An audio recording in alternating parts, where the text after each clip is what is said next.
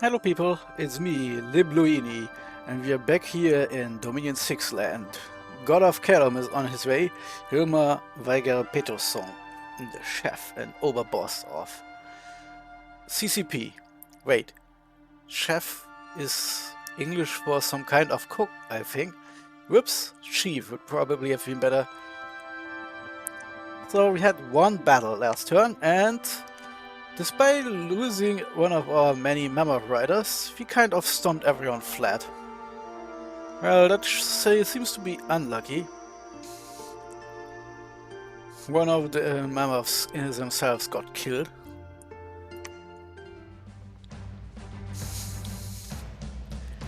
Seems to be not much going on here. Our archers are archering. Most of the work was done by big stompy mammoths. Yeah, complete stompage. Still mostly intact, and we still have 2 turns until we have to do something with our archers. If I can't get them killed, we might need to hire them again, since that's 47 units of shortbows. And despite them standing blatantly in front of our army, I still haven't yet managed to kill them. One thing I want to change is where our commanders stand, because if there is some kind of breakthrough, it's probably for the best if the enemy can just make a beeline immediately to our leaders. And if I want this guy to be in front, so our real leader can get a good old college try in running away, flapping his wings, if things are really going south. So, but overall, this is still a nice army. I'm also talking on Discord while I'm playing this turn. I couldn't get a message off to the player of Raga. Discord tells me he is not online, I think. In which case our bot just throws out a nonsense number and refuses to send a message. I think that's how it works. But I managed to talk to the player of Andramania. In fact, I'm talking right now because I just got back to work and fired off a fast message before I started recording. Yes, I'm recording. Well, I'm guessing it will probably not be a problem, since Old Man Mountains is a fairly beefy province, so he should be glad that I'm allowing him to march off to Old Man Mountains instead of trying to get to the south and getting into some weird free army pile up if Raga marches to the same direction. I think I have enough mammoths to defeat those cataphracts. Push comes to shove. I just wish I had a scout here last turn, because so I didn't get to see this battle. I have no idea how many of those approximately 20 units are actually cataphracts. As I've seen with that other battle that got lost in the mighty pillars, could be that this army is tiny, and this means we have nothing to fear except losing some mammoths. Those, however, are fairly beefy units that could stab a lot of elephants to death. I could probably win both battles if we aren't taking too many losses, but I'm really heavy risking here something, because you can at best hope that one player isn't attacking into Osense, not both. No idea what the second player will do. But the strategy is clear. Our mercs are way out in front, hopefully dying in droves to enemy attack, and then my pure dump raptors will try to stab the enemy leaders a lot, while the mammoths will do the actual fighting, and hopefully it's enough that those big fat knights get stuck trying to kill all my stupid mercenary archers and then get stompified by big mammoth.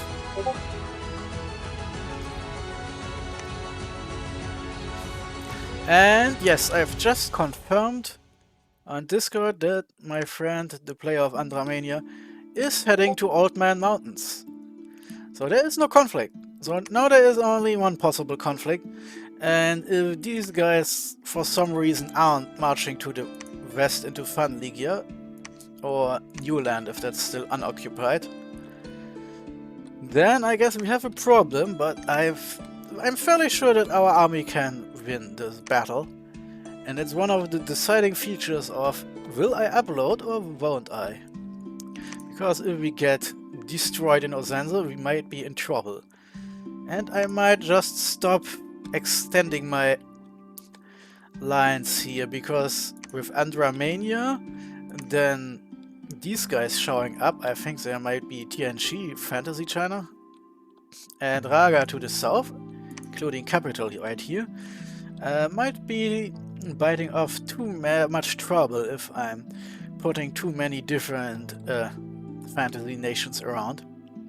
But Osense we can get, and if our army isn't immediately dying due to some kind of pile-up with Raga's army, we will then turn to the east and north to try to outrace Andramania in the, well, probably, have no idea if their armies are good enough for 3 Pine Grove, but at least I can have a good old college try here, since it's only archers, militias and heavy infantry.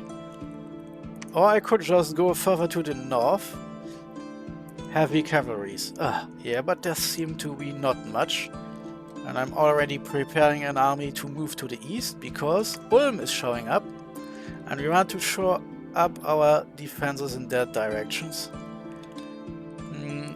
Looking at stuff, it looks like Osense would then be the perfect place for my second fort. And probably a third fortress around here somewhere. The Godthumb Mountains, maybe. We'll have to see how far we can get there. I'm still recruiting little scouts like El Capito. And El Capito can now please go into Faircliff. See what's going on there. And my guy Vidart Farnash can now save these guys and go back to Caelum. Then next turn I can combine everything I've gotten so far and go on the offensive again. You know, I have a fairly beefy shitpost of an army here. Yeah, these guys are of course here.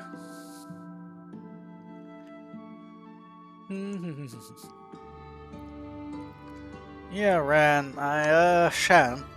Reading is hard. I probably will have you march over there into Osense, because if I have the money I will immediately start building a fortress there, because it takes 5 fucking turns for a fortress to finish, even its most basic thing. Now the question is, do we get a discount here?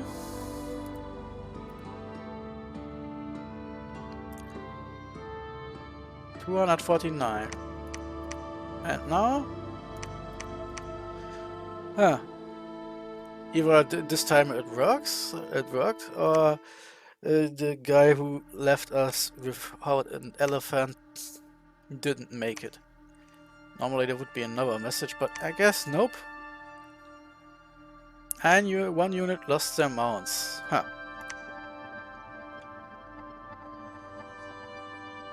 Weird. I guess the game just deleted them. Or the... I wish I wouldn't be so bad at math, but... Let's see if this works out.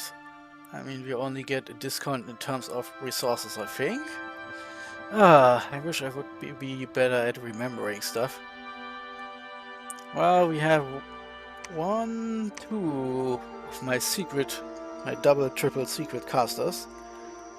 And my research says 2 turns, then we'll can start on our super secret, double secret plan. Now I have this guy here, and he has two slots still open. And we have our weird ass Ravenlord Prophet. Stealthy. And certainly no stealthy segments for me.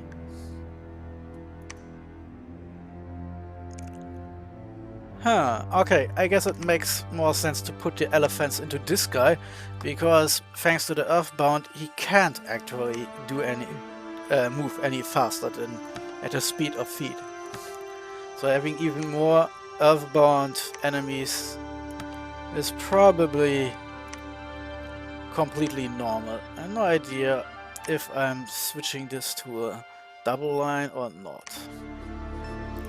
Putting this over here, these guys as far behind as possible, so there aren't any accidents of the anti-elephantine kind.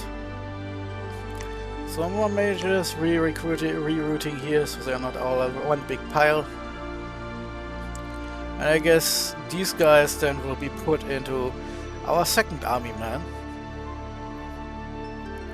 And then I have basically 3 leaders here, 2 army leaders and 1 priest for 1 massive strike force that should be punching through the heavy cavalry in Tonvir and open up the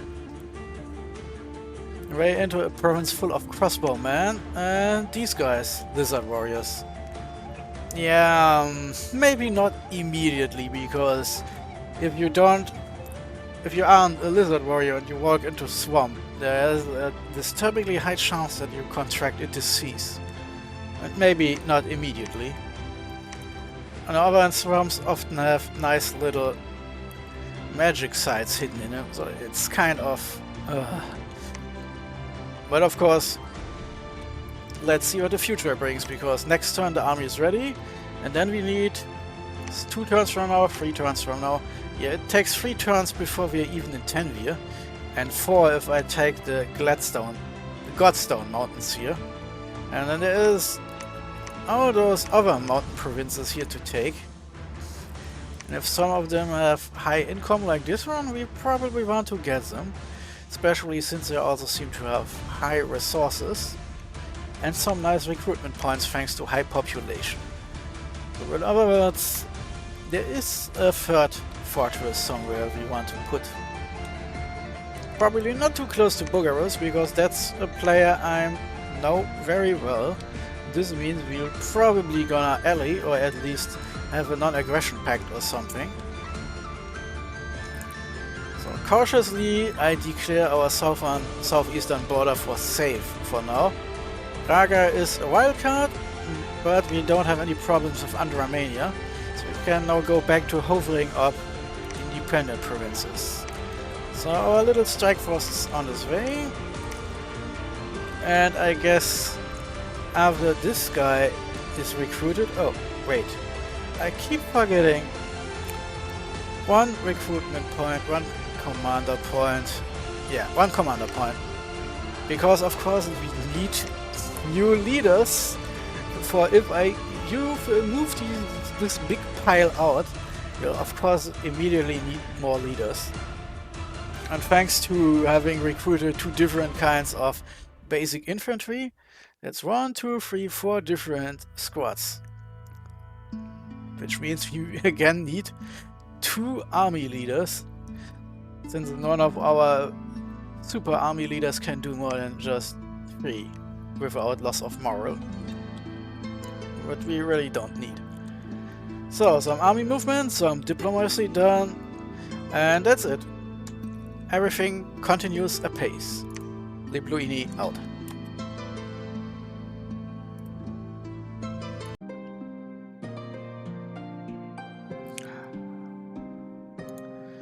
Hello people, it's me, Libluini.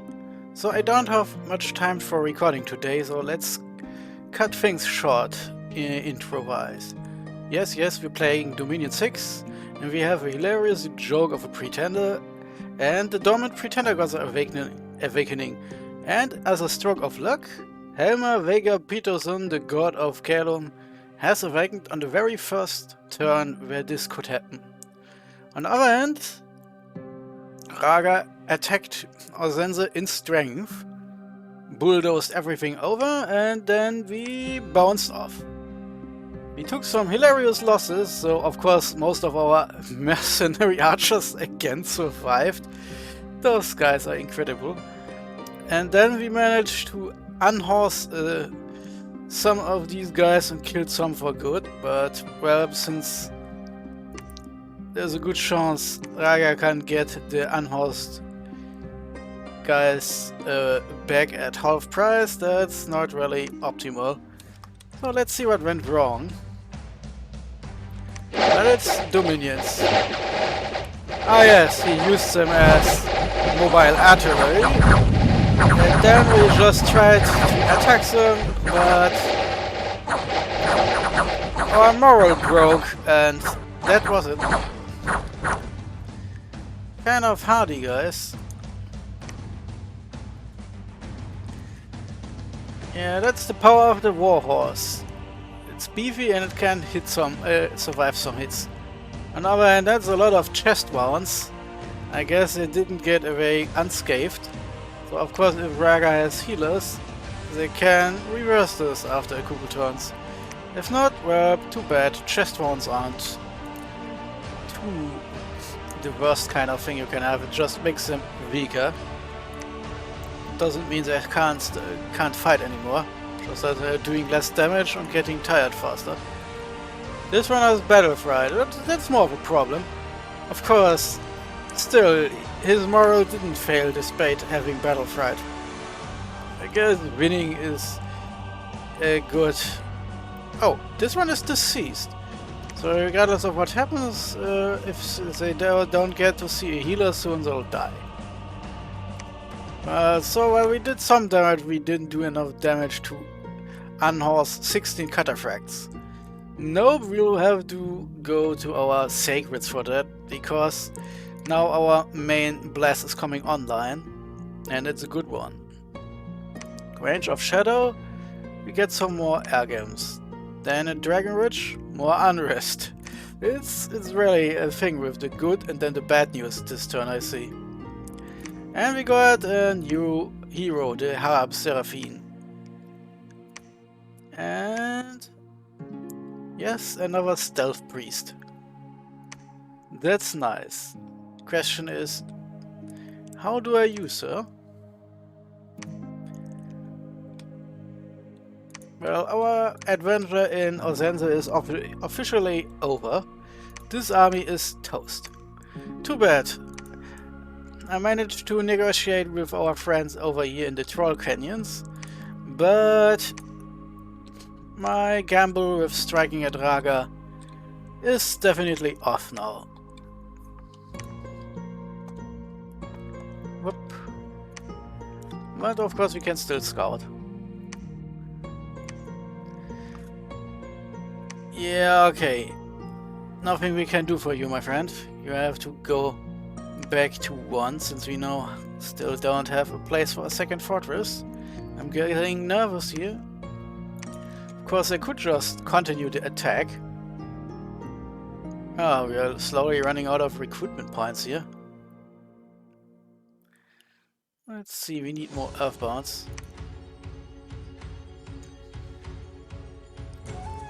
Question is, how many... Okay, well, of course this leader has now survived, and I have 3 already. So, with the survivor I have 4. Anything else with just 1 point? Well, Raven Lords, I suppose. Well, I can squeeze in someone for stealth attacks later. And then I'm running out of recruitment points now. The additional stuff isn't useful anymore. So, let's see.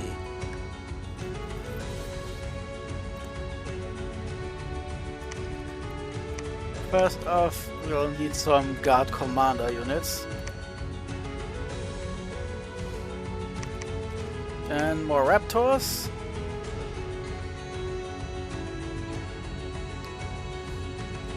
And this guy then gets this. And we'll make a second squadron of Earthbound. Oh, yes. Free. It's okay.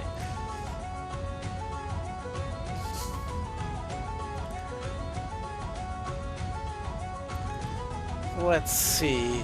Yeah, of course, this army then can't have raptors. So I have to rejigger things. Possibly.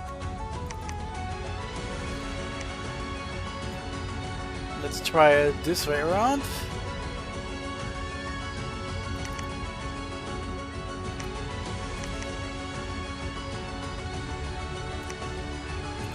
a flying bastard, and a bastard with ground troops.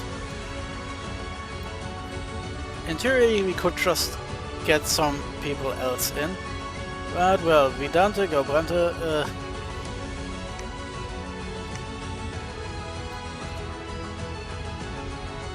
and then we need some blessers. Oh, of course, we can get our prophet into the game for some divine blessing. So this should be our next army then.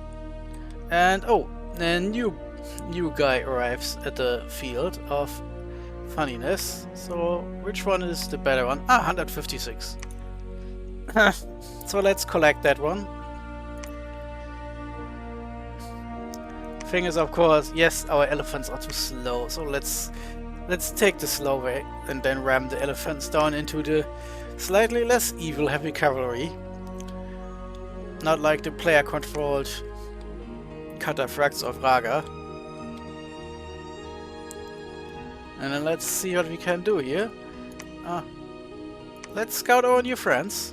See what Patala is doing. Patala is late age, mostly snake people and water magic.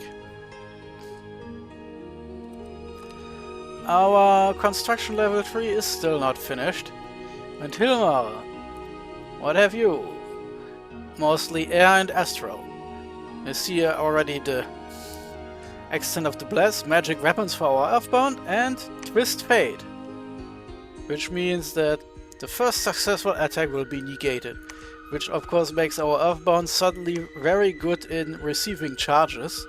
We'll still take losses, but otherwise cavalry will be in a strangely bad position if they manage to charge right in. Let's make a slightly bigger formation here. That also makes sense. And those are the completely benign, normal guys.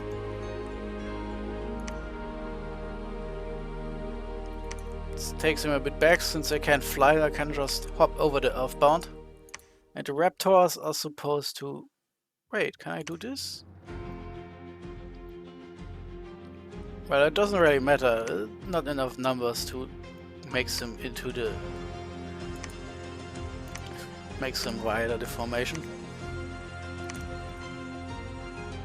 So this should be a nice workout, and then we'll test our new strategy against these poor bastards here in Fenrir.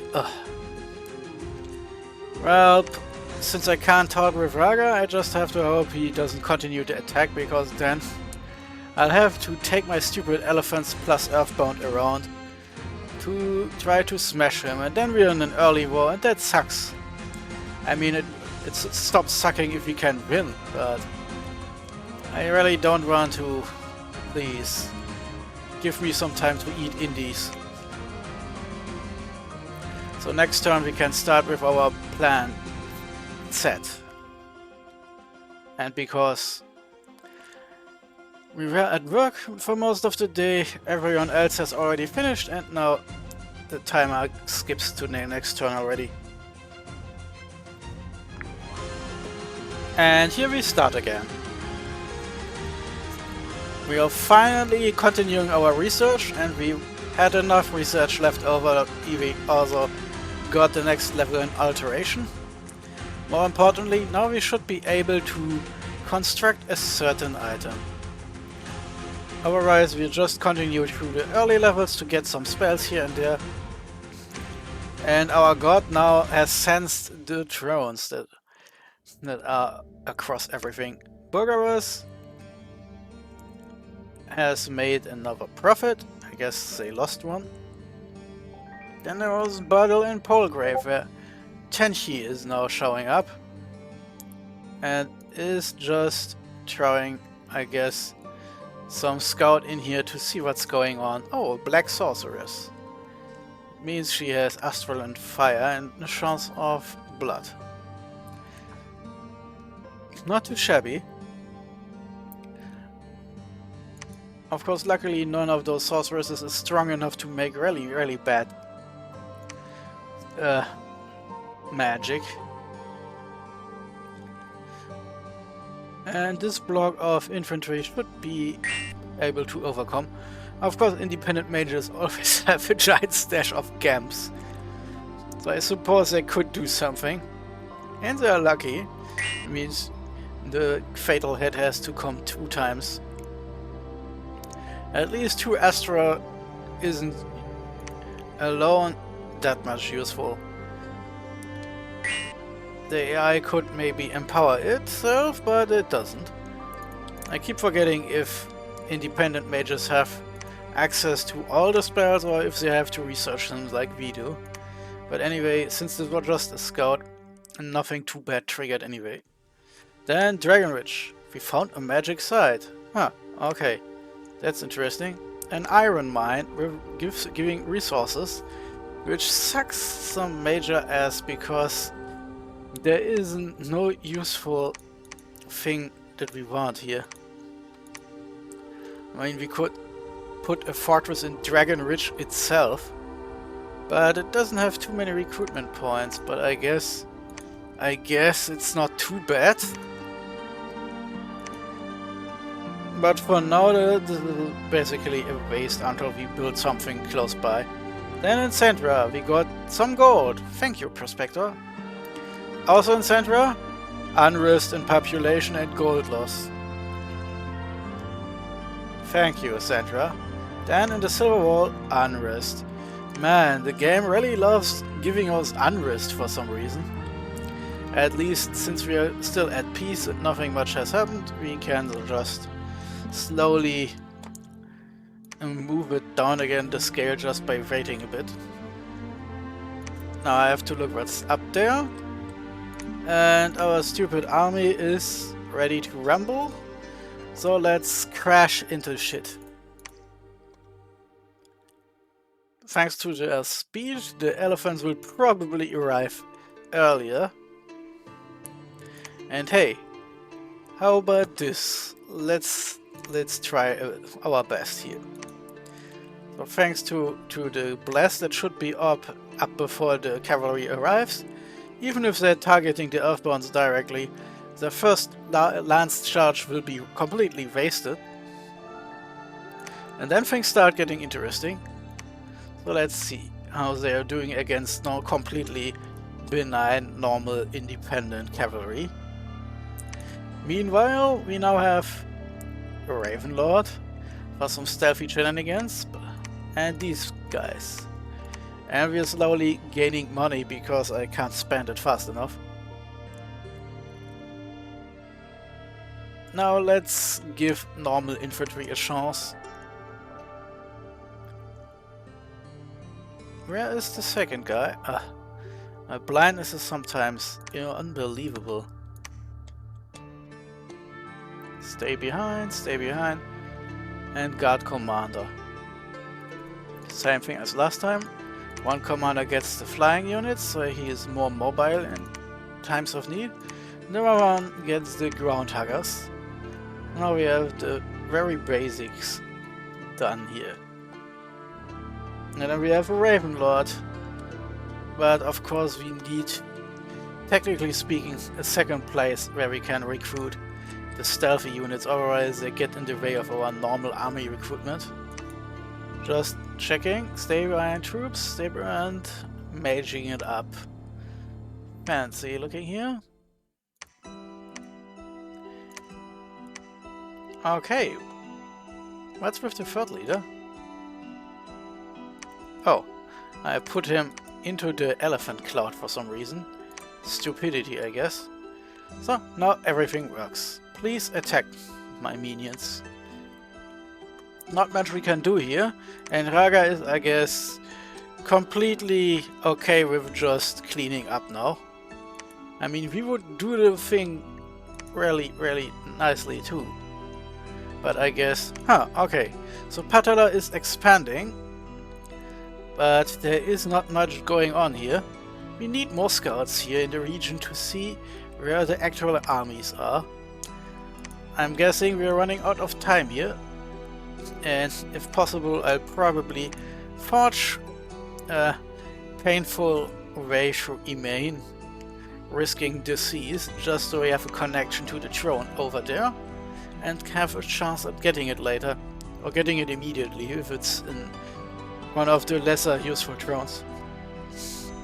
First off, of course, we want to get into the south, because if we can get to the Godstone Mountains, we also have the Northangs automatically, because that's basically the only connection, especially as soon as our Frosty Dominion starts freezing this mountain pass permanently.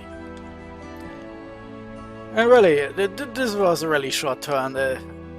Our research is going strongly. Oh, I forgot. We wanted to do something. And this means I have to forge now. I hope I didn't miss anything.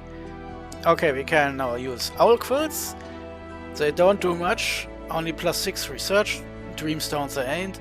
But they also sheep 5 air. Oh, fuck me. I need level 5 for the thing I need. Huh. Ah, I miscalculated. I guess my Force of Dominions 5 must have gone in again. Well, let's forge some owl quills then to pass the time and boost research. I can, of course, give the owl quills to our iron crafters for a nice research boost, since I'm probably not going to use them for any forging. So, do we need this guy, a second Ravenlord? Possible. Why not? Doesn't hurt for now. And that's it. Libluini out. Aufnahme starten.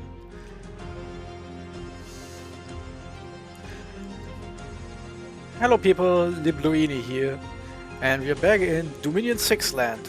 Hilma Weigel Beethoven, the god of CCP, haha, and of bird people, Caelumites.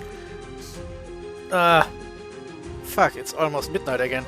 I guess that explains why I'm suddenly breaking down mentally. Anyway, let's continue. We got some research done. Everything is alright. We're now enchantment level 2, which was immediately completed. We're researching enchantment level 3. Oh, yeah, we are picking up speed. We should probably start thinking about more shit to do. We probably need some buffing spells, since we aren't gonna get much done at a time in terms of combat magic, since our stuff will be so terribly mixed. Probably need more construction. And then Tamatrochi. Possible. Get some death. Too late to matter. Parting of the Soul is a funny little spell. I'll probably explain it a bit more if I come to this. River Bounce is a good anti-skeleton spell, destroying lots of undeads really fast. Problem is, of course, with Path level 3, it's not exactly something a lot of our death mages can actually use. Well, let's see, we are in enchantment, right. Twice-born, that's important because it can turn any mage of level 2 and up into someone who will just rise again as an undead white mage. That is extremely useful, especially in a nation where there aren't that many death mages, or that many good ones, and the ones who are good are also like super old and die really fast. So let's change this up. Level 4 enchantment.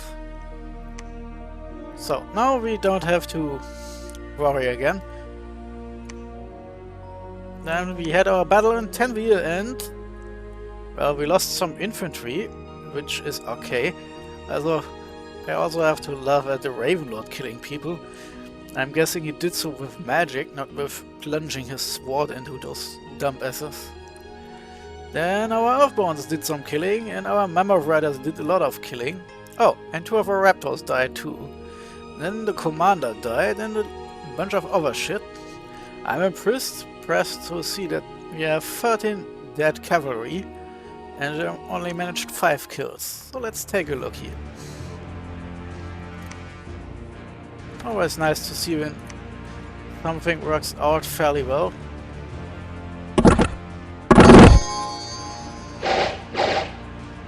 Yeah, that wasn't so good.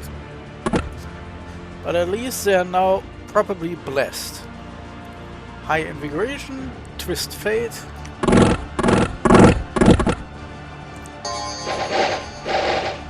Yeah, long range weapons are always kind of funky.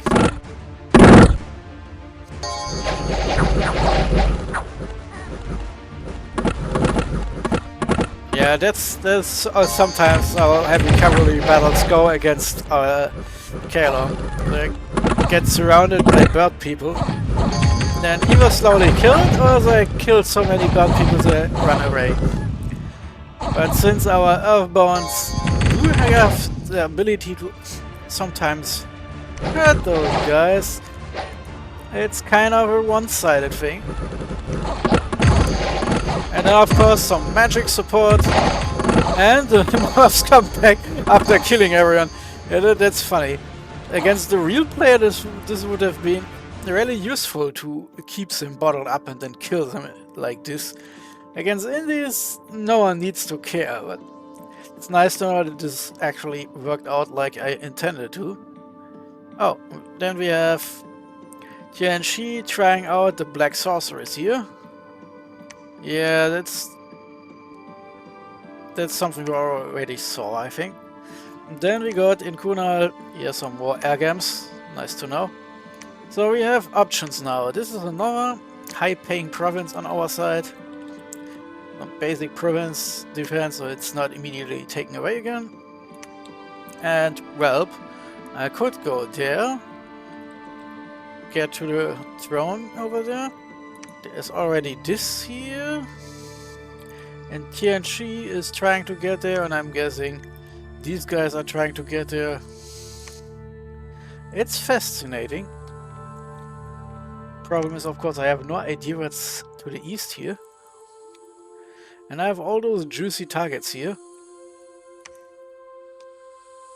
Well, since no one here seems to be moving, it's probably for the best if I try to get all those provinces here. Yeah, that's easy mode, only heavy infantry is. This is some crossbowmen, we know now we can defeat them. A single scout. Well. Ah, fuck it. Well, then you go towards this direction. And you go here, so I can finally see what's in Northanks. And this then... Well, I concentrate on trying to get this little group of provinces. Since this army worked out so well, we'll continue into the Godstomp Mountains to get another high-income province. Back here, we have lots of mages already. Well, yeah, I'll continue getting Raven Lords, since I can. I'm guessing I can still get myself a second one. Raven Lords are also stealthy, just not very good at it, since they are more like stealth attackers and leaders. Too bad they aren't assassins, because that would be funny as fuck. But I guess if wishes could fly and all that shit.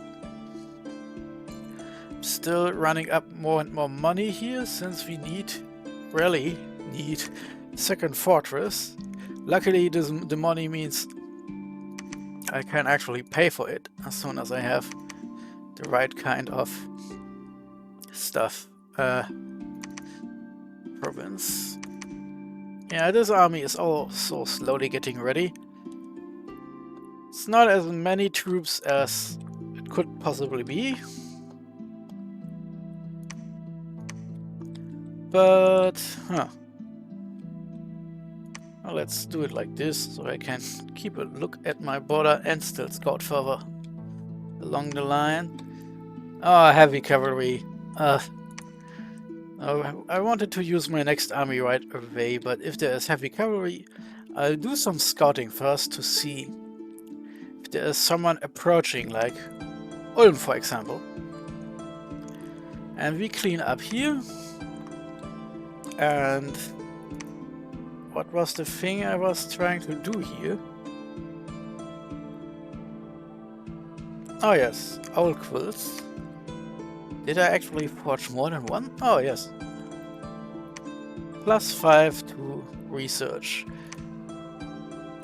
And since we have these guys here... Black Bow of Botulf. It's a long-range weapon and magical.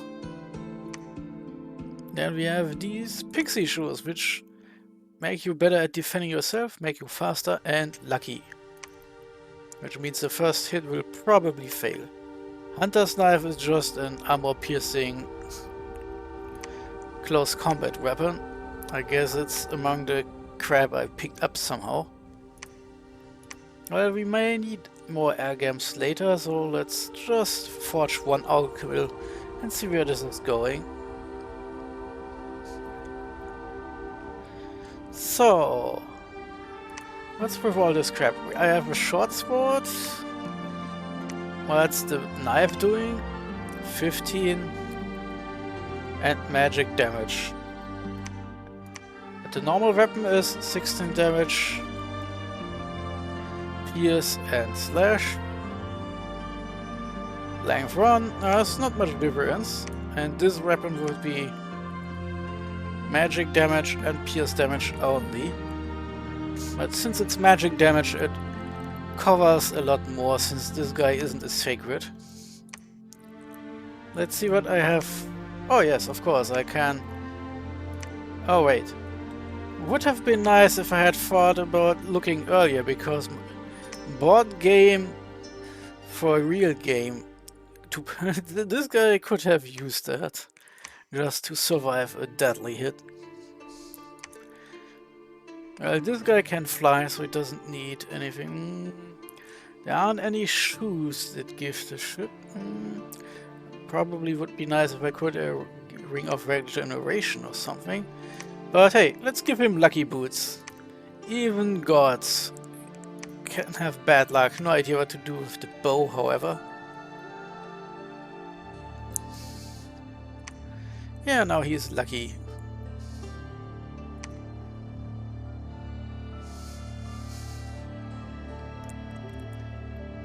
The thing about the lucky status effect is it only works on fatal hits. So in this case, this means not only is this guy protected against the first successful attack, he's also now protected against the last successful attack. But this would probably make this guy a lot more annoying. Imagine this working on units. So the first hit fails automatically. Then if they later get a fatal deadly hit, that fails also automatically. That's a lot of longevity, especially on the basic units with low HP. But so, our conquest continues, and we're still fairly good, but really I'm getting to the moment where I want to put down a fortress. Thing is, of course... Yeah, our west's kind of stupid. I would either have to build multiple fortresses here to cover this approach, or none at all and trusting in my capital and maybe another fortress up north. Since I really slowly need something, this is of course also one of those things. It would probably protect me against both Bogarus, who probably ends up on our side if we're lucky, and against Raga. And if Patala destroys Bogarus, then at least we would be safe against them too. Or I would have to take another way. Well, Shan, since it takes so many turns, please go there.